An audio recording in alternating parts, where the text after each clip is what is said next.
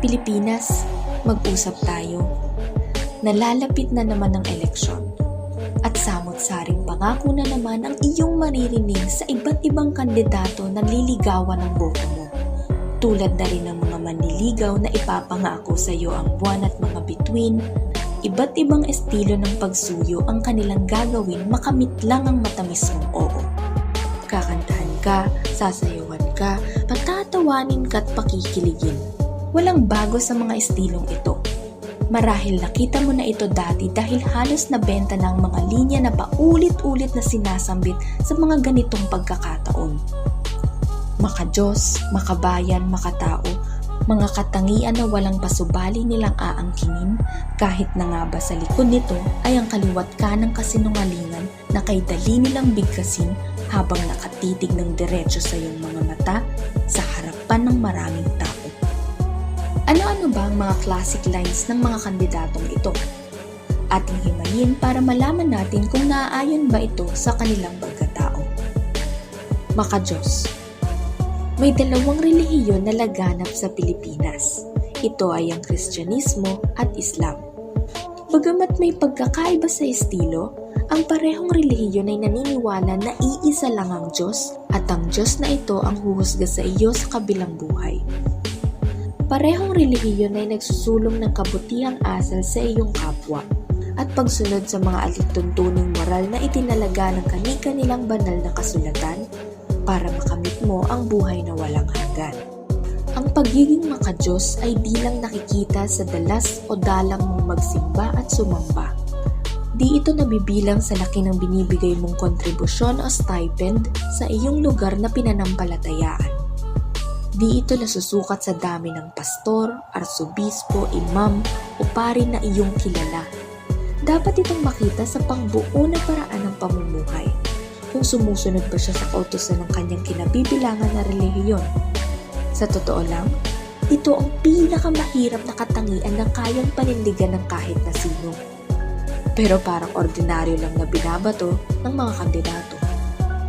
Minsan tuloy iniisip ko, alam ba talaga nila ang tunay na ibig sabihin ng pagiging maka-Diyos? Makabayan, ang Pilipinas ay nahahati sa tatlong malalaking rehiyon, ang Luzon, Visayas at Mindanao. Nakapaloob din sa mga rehiyon na ito ang iba't ibang probinsya na may kanya-kanyang dialect o wika.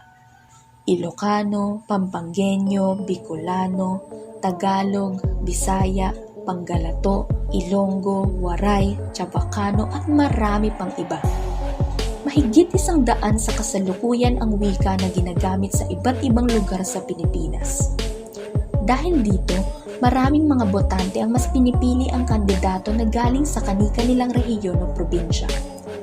Maaaring hindi ito masamang batayan, pero hindi rin ito matibay na dahilan. Ang pagiging makabayan ay di lang dapat patungkol sa probinsya na pinanggalingan o sa mga tao na tumulong at umagapay sa pagkakaluklok mo sa pwesto. Ang pagiging makabayan ay di lang sa pagiging magaling mong magtalumpati sa wikang Pilipino. Ang pagiging makabayan ay di lang sa pagsaludo sa bandera o pagganda ng pambansang awit. Nakakalungkot mang isipin, pero hindi lahat ng Pilipino mahal ang Pilipinas. Mabuti pa ang ating mga atleta, pawis at dugo ang sakripisyo mailagay lang sa mapa ang ating bansa. Itong mga politiko, dadaanin sa matatamis na pangako na lagi namang napapako. Marami pa sa kanila ang nadawit na sa kung ano-anong kaso at eskandalo ng katiwalian at pang-aabuso ng kapangyarihan pero nandyan pa rin. Hindi nahihiyang humarap sa iyo. Daig pa ang adobe sa tibay ng apog na tumawa at pagkibit balikat ang mga kasong hinarap. Ganyan ba talaga tayo kadali makalimot? Makatao. Paano ka magiging makatao kung ni sarili mong asawa ay niloloko mo? Paano ka naging makatao kung ang yaman na tinatamasa mo ay galing sa buwis na binabayaran ng bawat kababayan mo? Paano ka naging makatao kung hindi ka marunong rumispeto sa karapatan at buhay ng ibang tao? Sa lahat sana ng pwedeng maipangako, ito ang pinakamadali. Kasi dapat naman talaga mayroon kang malasakit hindi lang sa sarili mo, kundi sa lahat ng tao na nakasasalamuha mo, lalo na nga ang iyong asawa at mga anak. Aasa ka pa ba na totoo ang malasakit ng isang politiko kung galing sa nakaw ang sarap na buhay na kanyang tinatamasa? Siya, kasama ng buo niyang pamilya, lumalangoy sa pera na pinaghirapan ng nanay mo, tatay mo, lolo at lola mo, ate at kuya mo. Lahat tayo ay nagbabayad ng buwis na ginagasta ng ating gobyerno. Buwis na dapat binabalik sa atin sa pamamagitan ng serbisyo, infrastruktura at edukasyon. Buong buhay natin, tayo ay nagtatrabaho at umaasa na kaagapay natin ang gobyerno sa pagsulong at pag-asenso.